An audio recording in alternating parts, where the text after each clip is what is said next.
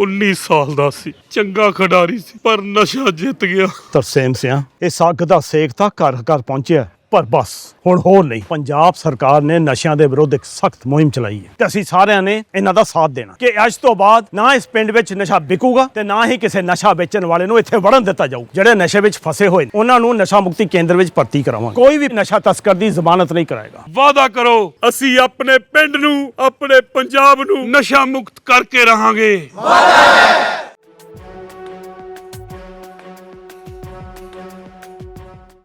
नमस्कार, मैं हूं आपका दोस्त विजय विद्रोही और आप देख रहे हैं हमारा खास कार्यक्रम विजय फैक्टर।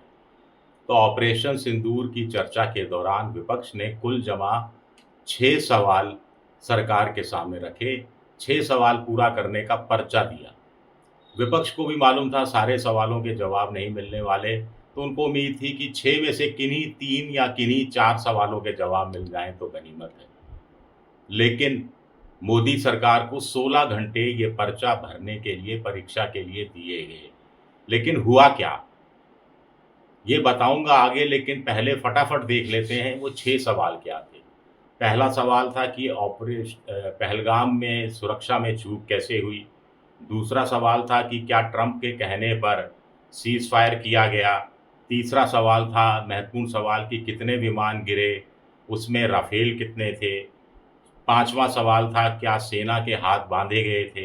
और छठा सवाल था, क्या विदेश नीति हमारी फेल हुई, तो विदेश नीति क्यों फेल हुई, ये बेसिकली सवाल था। तो 16 घंटे मोदी सरकार को मिले लोकसभा में और 16 घंटे ही राज्यसभा में मिलेंगे। लेकिन हुआ क्या, राजनाथ सिंह सवालों के जवाब देने की कोशिश कर रहे थे तो उनकी पेंसिल टूट गई। पेन इस्तेमाल किया तो पेन की निब टूट गई।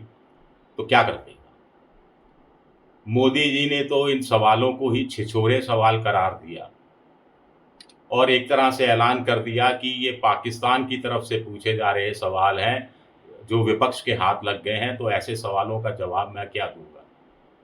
वैसे भी मोदी जी से कोई सवाल नहीं पूछ सकता।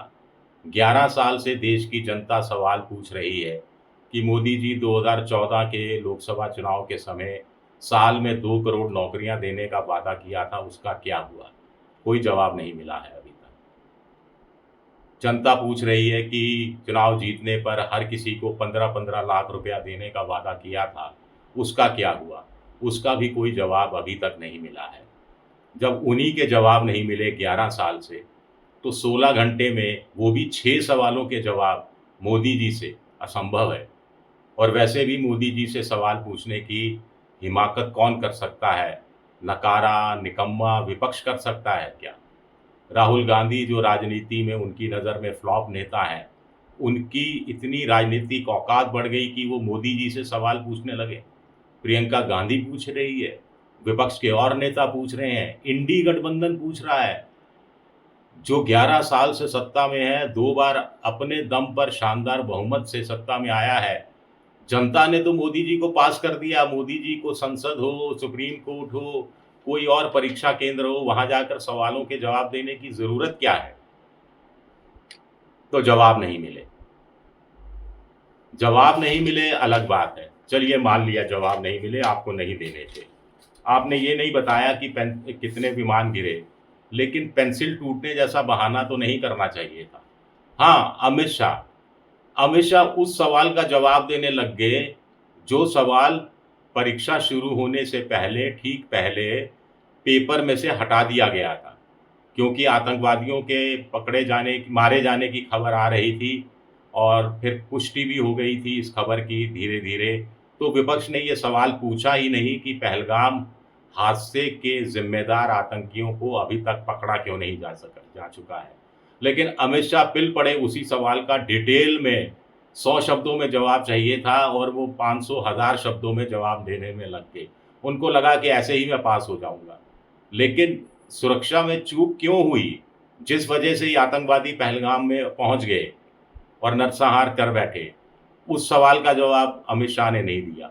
उनको लगा होगा कि उनके हिस्से में 2 सवाल आए हैं, जो एक सवाल जो पूछा नहीं गया तो भी चलो हम जवाब दे देते हैं, तो कम से कम 50% नंबर तो आ जाएंगे। मोदी और राजनाथ सिंह से तो बाजी मार जाएंगे।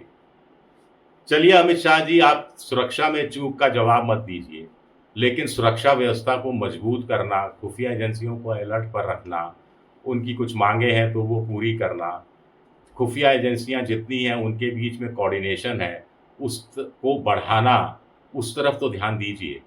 जम्मू कश्मीर पुलिस का अलग खुफिया है एजेंसी है, जो अर्धसैनिक बल वो उनकी खुफिया सूत्रों से जानकारी लेने का अलग सिस्टम है, सेना की मिलिट्री इंटेलिजेंस अलग है।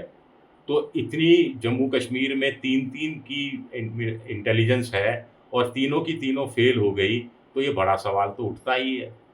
अब आप टरका दें कि ये मेरे हिस्से का नहीं है, ये आउट ऑफ सिलेबस पूछ लिया, तो कुछ कहा नहीं जा सकता। हाँ, सबसे बड़ी बात है कि पेपर तो लीक हो गया था। ऐसा भी नहीं है कि 16 घंटे के लिए आप पेपर देने के लिए परीक्षा केंद्र पहुंचे और उसी समय आपको पेपर मिला और सवाल देख के हड़बड़ा गए।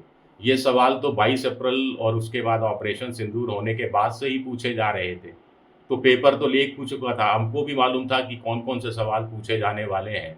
फिर भी सवालों का जवाब की तैयारी की जगह उल्टे सवाल दाग दिए गए या उन सवालों को ही नकार दिया गया। ये लोकतंत्र के लिए अच्छी बात नहीं है। राजनाथ सिंह जी, हाथ सेना के बांधे गए नहीं बांधे गए इस सवाल का जवाब आप मत दीजिए, माफ़ी। लेकिन सेना को जितने हथियार चाहिए वो तो दे दीजिए। इंडियन एयरफोर्स कब से कह रही है कि मनमोहन सिंह के समय से कह रही है, ऐसा नहीं सिर्फ आप पर ही है ये सारा। लेकिन चूंकि आप 11 साल से सत्ता में आपकी पार्टी, तो सवाल अब आपसे ही पूछा जाएगा कि एयरफोर्स के कम से कम 42 से 45 स्क्वाड्रन होना चाहिए। अभी 32 या 33 स्क्वाड्रन है, तो ये स्क्वाड्रन और विमान कब खरीदे जाएंगे? लंबा समय लगता है खरीद में, फिर उनके आने में, फिर टेक्नोलॉजी ट्रांसफ़र में। एक स्क्वाड्रन में 18 से 22 जहाज़ होते हैं और भारत को कम से कम 45 स्क्वाड्रन की ज़रूरत है। तो ये सवालों का तो जवाब दे दीजिए। इसी तरह आप मखौल उड़ा दीजिए राहुल गांधी का, लेकिन राहुल गांधी जो सेंटियाक की बात कर रहे हैं, CENTAIC, centre of artificial intelligence and computing का, जो चीन और पाकिस्तान ने इलेक्ट्रॉनिक वॉरफेयर के क्षेत्र में 2020 से काम करना शुरू किया है, जिसमें आर्टिफिशियल इंटेलिजेंस और तमाम चीज़ों के माध्यम से और एडवांस वार्निंग सिस्टम वगैरह के माध्यम से, रडार सिस्टम के माध्यम से वो नज़र रख सकते हैं सैटेलाइट के माध्यम से भारत के किस एयरफोर्स के बेस पर कौन सा विमान खड़ा है, कौन सा टेक ऑफ की स्थिति में है, कौन सा अगर एयरबॉर्न है तो किस दिशा में जा रहा है, किस स्पीड पे जा रहा है, तमाम जानकारी वो ले सकते हैं। और भारत के सैन्य अधिकारियों ने तो इसका खुलासा भी कर दिया था कि चीन रियल टाइम जानकारी पाकिस्तान को देता रहा। अब इसको मोदी जी ने कह दिया कि राहुल गांधी का रिमोट कंट्रोल पाकिस्तान में है, पाकिस्तान से राहुल गांधी को इंस्ट्रक्शंस मिलते रहते हैं। इस ढंग से मजाक नहीं उड़ाया जा सकता, इस तरह से हल्केपन में इतने गंभीर चीज़ों को नहीं लिया जा सकता। ये एक अपने आप में बड़ी बात है। और ऐसे ही सुरक्षा के चूक वाला मामला है, इस बात को भी आप अंडर द कारपेट खिसका नहीं सकते या परछत्ती पर नहीं डाल सकते या आउट ऑफ सिलेबस कह के आप उस सवाल का जवाब देने से इनकार नहीं कर सकते। तो कुल मिलाकर ये छोटी-छोटी बातें हैं, इनकी तरफ अगर ध्यान दे मोदी सरकार, तो उनका भी भला होगा, पूरे देश भर का भी भला होगा और पहलगाम जैसे हादसे से इस देश को गुज़रना नहीं पड़ेगा। ऑपरेशन सिंदूर फिर आगे कभी भविष्य में करने की ज़रूरत नहीं पड़ेगी। शुक्रिया, बहुत-बहुत शुक्रिया।